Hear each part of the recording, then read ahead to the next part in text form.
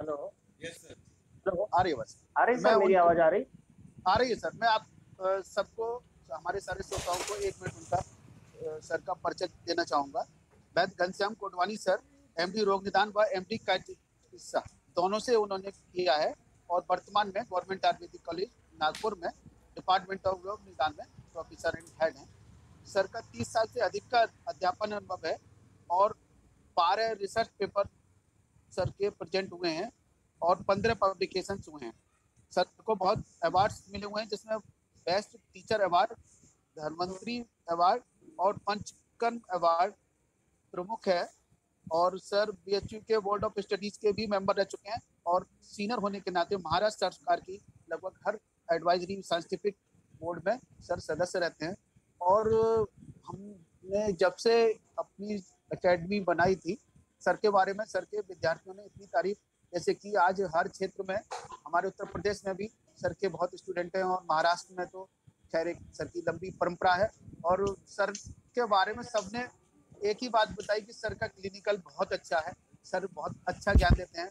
तो मेरी एक शुरू से अभिलाषा थी कि अभी ऐसा मौका मिलेगा कि सर को मैं आमंत्रित कर सकूं, और हमारा सौभाग्य है कि कोडवानी सर आज हम लोगों के बीच में कुछ अपना लेक्चर देंगे। आदरणीय कोडवानी सर, कृपया अपना उद्बोधन।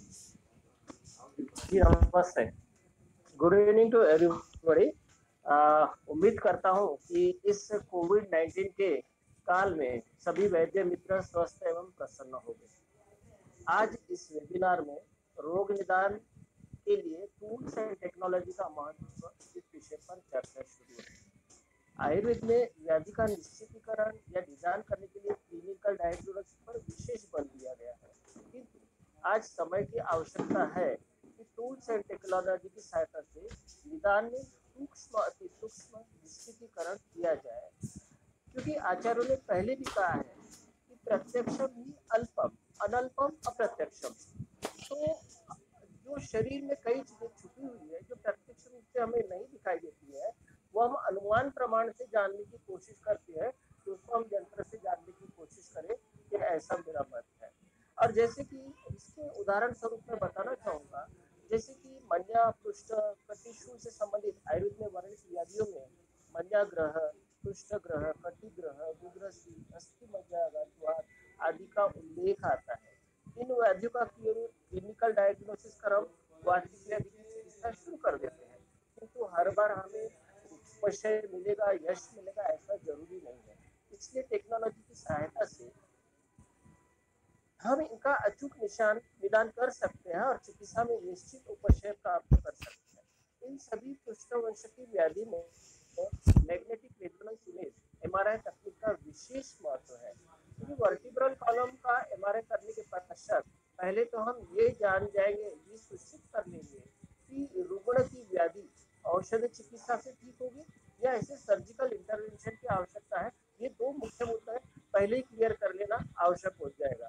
जब हमें क्लियर हो जाएगी ये हमारे बस क्या रोग है, औषधि चिकित्सा से हम ठीक कर सकते हैं, तो फिर हम ये जानने की कोशिश करें उसमें क्या क्या होता है। तो एमआरआई की जो फाइंडिंग्स आती है, उससे वर्टिब्री की अवस्था, जैसे वो उसमें फ्रैक्चर है क्या, उसमें ऑस्टियोफाइट्स आए हैं क्या, उसमें डिजनरेशन है क्या, उसमें ऑस्टियोपोरोसिस डेवलप हुआ है क्या, इन बातों का ज्ञान है।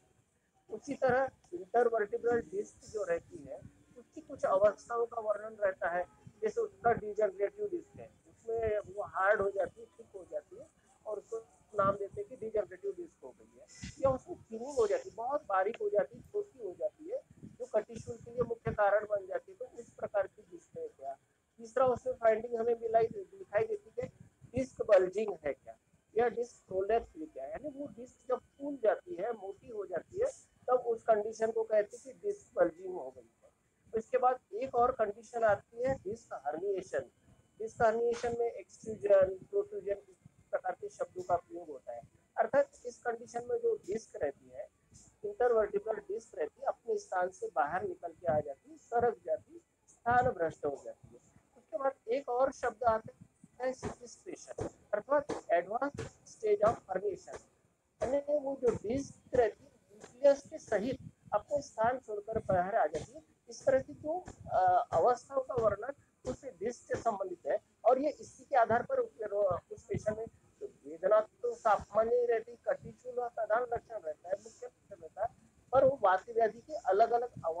है उसका हम निदान निम्न प्रकार से कर सकते हैं। इसमें से जो सीटी स्टेशन वाली अवस्था है उसमें आयुर्वेदिक औषधि चिकित्सा एवं पंचकर्म से विशेष लाभ नहीं होता है, कि हमने प्रत्यक्ष अनुभव किया है।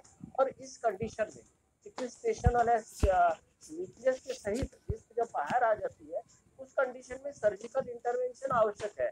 अर्थात उस समय हम पेशेंट पर उसका समय नष्ट करें, उसका पैसा नष्ट करें, ये आवश्यक नहीं है।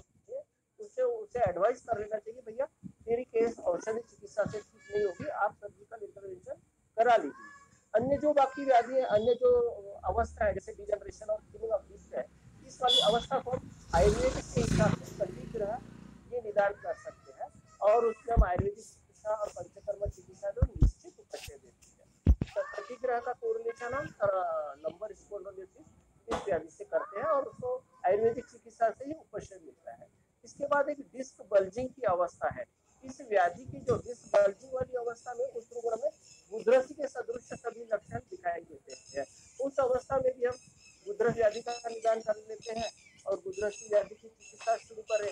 आप जो भी गुदरसी औषधि चिकित्सा दें, पंचकर्म चिकित्सा दें, घटी बस्ती दें, बस्ती बस्ती दें, आप हर आप देखोगे गुदरसी व्याधि की कई वैद्य अपने अपने हिसाब से चिकित्सा करते हैं।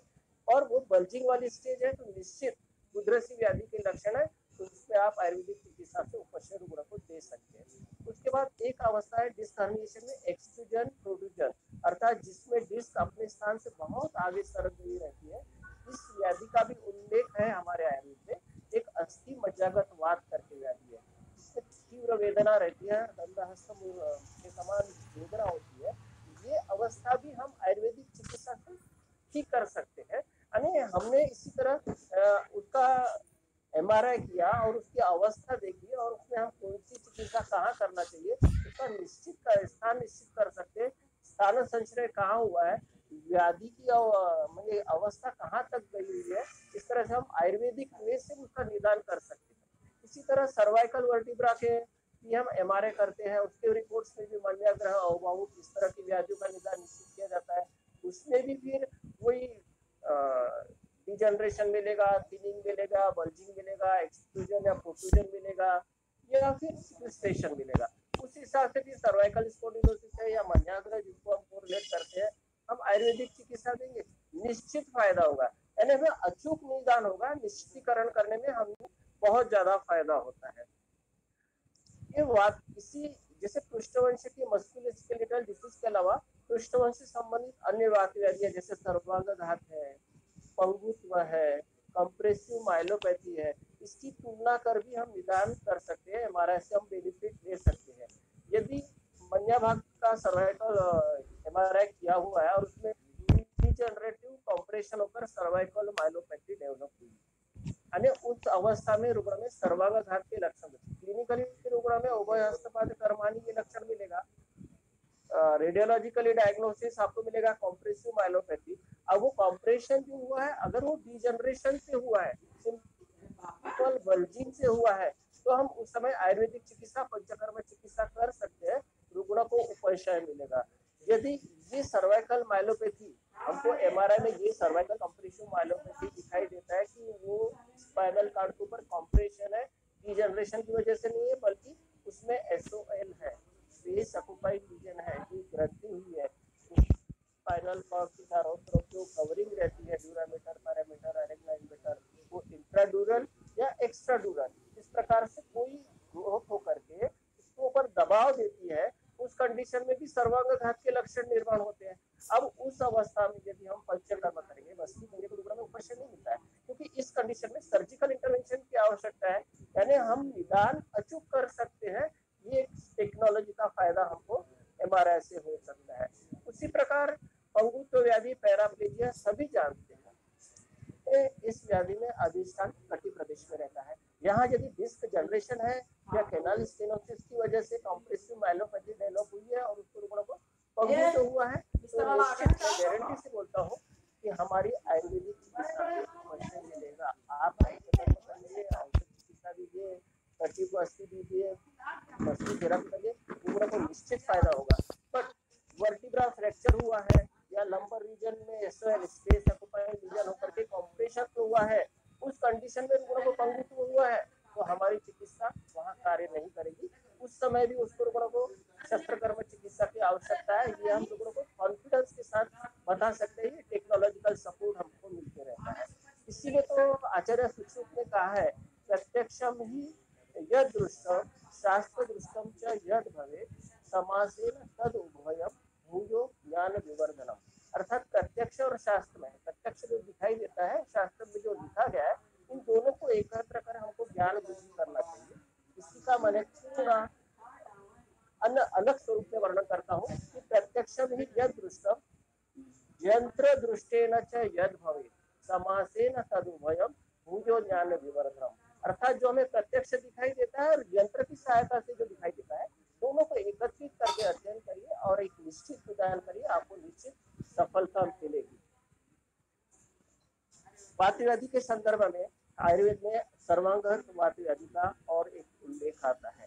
इसके अंतर्गत हम GBS है,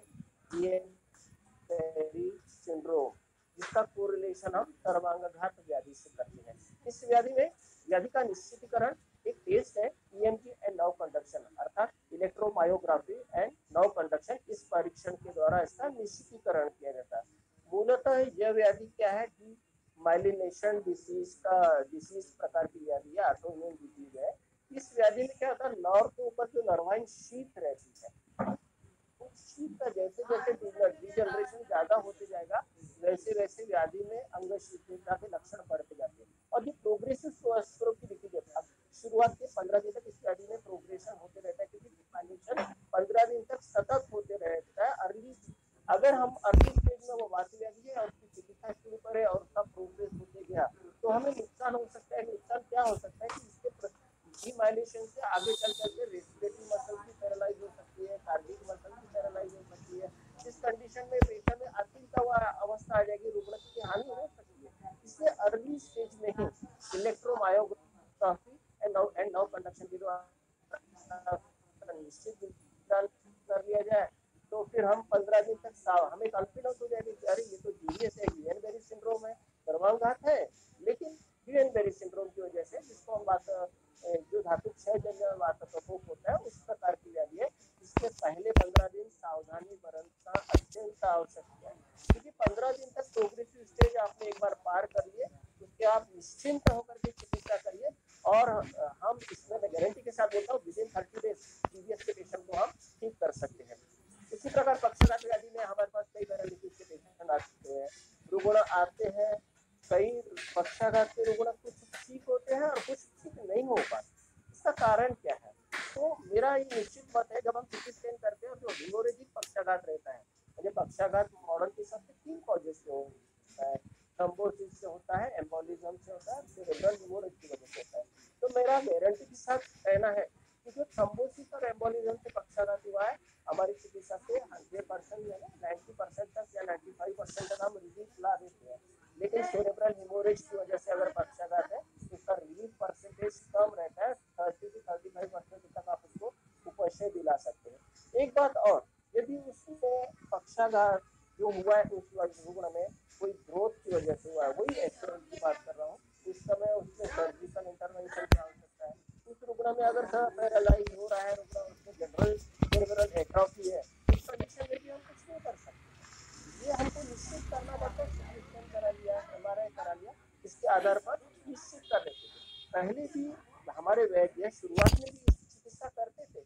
अब उस समय टेक्नोलॉजी अवेलेबल नहीं थी, तो उस समय जब पेशेंट कटिग्रह के आते थे, पंगुत्व के आते थे, मल्याग्रह के आते थे, कुछ पेशेंट ठीक होते थे, पक्षाघात के कुछ पेशेंट ठीक होते थे, सर्वांगघात के कुछ पेशेंट ठीक होते थे, कुछ नहीं होते थे। एक ही व्याधि किसी की ठीक हो रही है, किसी की नहीं हो रही है, तो उसका सुश्रुत में साझा में वर्णन करते समय क्लियर कर दिया है कि वात व्याधि असाध्यो अयम दैव योगेन सिद्ध्यति अनुमानेन कुर्वन्ति चिकित्सा न तु प्रसिद्ध्या। ये दैव योग से ठीक होती है, उसको अनुमान से चिकित्सा करनी चाहिए। अब मेरा कहना है कि देव योग यानी ये है कि उस व्यक्ति को यदि SOL के द्वारा सर्जिकल कॉज की वजह से अगर कोई वात व्याधि हुई हो या मस्कुलोस्केलेटल डिसीज हो, तो वो ठीक नहीं होता था।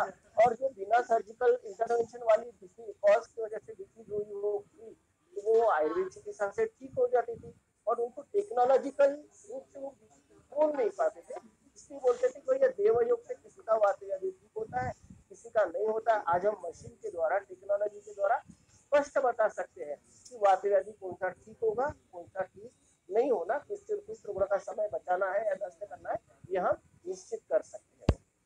इसके अलावा इस संदर्भ में, टेक्नोलॉजी के संदर्भ में मैं एक विषय और बोलने वाला था, अल्ट्रासोनोग्राफी के बारे में। ये बहुत बड़ा विषय, मैं उससे ज्यादा तो नहीं बोलूंगा, लेकिन अल्ट्रासोनोग्राफी तो डीपीएच में मैं स्टेट हाइपरट्रॉफी के संदर्भ में कहना चाहूंगा। साहब देखते हैं कि डीपीएच की आयुर्वेदिक विषयकारी रहती, बहुत अच्छा उपशय मिलता है आयुर्वेदिक चिकित्सा का प्रोस्टेट ग्लैंड की हाइपरट्रॉफी रही हो, किंतु प्रत्येक अवस्था में उपशय नहीं मिलता है। इसलिए इन अवस्थाओं को यूएसजी द्वारा, अल्ट्रासोनोग्राफी द्वारा निश्चित कर लेना चाहिए। यूएसजी से हमें प्रोस्टेट ग्लैंड की तीन बातें पता चलती है, उसका आकार कितना बड़ा हुआ है, उसका वजन कितना है, और तीसरा रेसिडुअल यूरिन कितनी बाकी है, अर्थात यूरिनेशन कराने के बाद ब्लैडर में, मूत्राशय में कितनी यूरिन बाकी रह गई है, उसको रेसिडुअल यूरिन शब्द का प्रयोग किया जाता है। वो कितनी बाकी रह जाती है यूरिनेशन के तुरंत बाद। इन तीन बातों को के आधार पर वो रिपोर्ट में माइल्ड, मॉडरेट, सीवियर प्रकार से प्रोस्टेट की वृद्धि रहती है, ये उनका वर्णन रहता है। उसमें जो माइल्ड रिपोर्ट रहती है, माइल्ड प्रोस्टेटोमेगाली रहती है, उसमें उसका वजन रहता है 20 से 22 ग्राम वजन उस प्रोस्टेट ग्लैंड का रहता है। नॉर्मल में 20 या 20 से कम रहता है, 20 से 22 हो गया तो माइल्ड प्रोस्टेटोमेगाली हो जाती है। और उस समय जो रेसिडुअल यूरिन रहती है 50 ml के आसपास रहती है। मॉडरेट कंडीशन जो रहती है, मॉडरेट अवस्था में प्रोस्टेट ग्लैंड का वजन 30 से 50 ग्राम तक हो जाता है, और उस समय जो रेसिडुअल यूरिन रहती है वो 100 ml के आसपास रहता है। और तीसरी जो कंडीशन है सीवियर बीपीएच, प्रोस्टेट ग्लैंड का सीवियर इनलार्जमेंट जब रहती है, उस समय मोर देन 50 ग्राम, 50 ग्राम से ज्यादा उसका वजन प्रोस्टेट ग्लैंड का हो जाता है, और उसमें रेसिडुअल यूरिन रहती है 100 ml। अभी हम ये तीन अवस्थाएं मालूम है, 50 ml रेसिडुअल है, 100 ml यूरिन है, रेसिडुअल है या मोर देन 100 ml यूरिन है। इसमें जो तीसरी स्टेज है सीवियर बीपीएच, उस कंडीशन में आयुर्वेदिक औषध चिकित्सा से उपशय नहीं मिलता, मैं ये दावे से कहता हूँ, क्योंकि उस समय उसमें सर्जिकल इंटरवेंशन की सख्त आवश्यकता रहती है। लेकिन जो पहली दो कंडीशन है, माइल्ड एंड मॉडरेट बीपीएच, इसमें 100% हमारी आयुर्वेदिक औषधि से उपशय मिलता है। ये हम रुग्ण के साथ बात करते समय, उसको काउंसलिंग करते समय हमारे कॉन्फिडेंस के साथ जब हम बात करते हैं तो उसका आधार हम ये टेक्नोलॉजी को लेते हैं। इस टेक्नोलॉजी के आधार पर हम एक विश्वास जगा सकते हैं रुग्ण में, इसका उसमें निश्चित उपयोग होता है। इस तरह ये रोग निदान के अंतर्गत व्याधि का निश्चितीकरण करने की, पहले हम निश्चित निदान करते, लेकिन अभी और से ज्यादा टेक्नोलॉजी की सहायता से निश्चित निदान कर सकते। इसलिए टेक्नोलॉजी का और टूल्स का विशेष महत्व है, ऐसा मेरा मत है। और आप लोगों ने मुझे ध्यान से सुना, आयोजकों ने मुझे इस विषय पर मेरा मत रखने के लिए अवसर दिया, इसलिए मैं सबका धन्यवाद। बहुत बहुत आभार।